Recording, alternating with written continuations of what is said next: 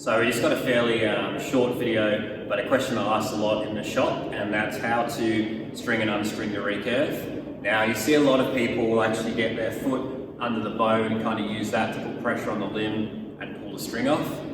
This will work, but you'll find it's pretty easy to twist limbs, especially with your cheaper, $200, $300 wooden recurves. The wooden limbs, you can kind of warp them when you're doing this. So it's well worth investing in a bow stringer. So this is the Avalon Bowstringer. These retail for about $20 in Australia. I would steer away from the cheaper models where you'll find there's just like a string and two rubber pouches at either end. Depending on the quality of stringer, they're renowned for breaking the rubber pouch, which you don't want to happen when your bow's down here and all the force is coming up towards your face. So these are really good because they're a one-piece fabric. So what you'll find is at the top loop here, there's this kind of open part. So this will slide over the top of your limb and the string. Down the bottom here, this part here is just like a flat little hole, and that's what's going to go over the bottom limb here. So the job of this part is to hold your string in place, make sure it stays on the bow. This part gives you enough room to actually reach up and pull the string off the bow. So now we actually stand on the stringer like so. You can put knots in this as well to make it tighter if you're finding you're really having to bend down to get the string off the bow.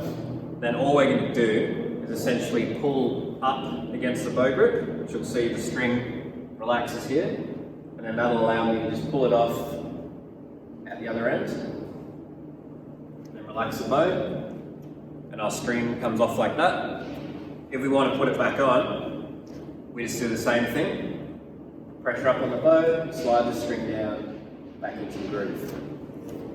Now the places people struggle with this is they get quite tentative at putting pressure on the stringer.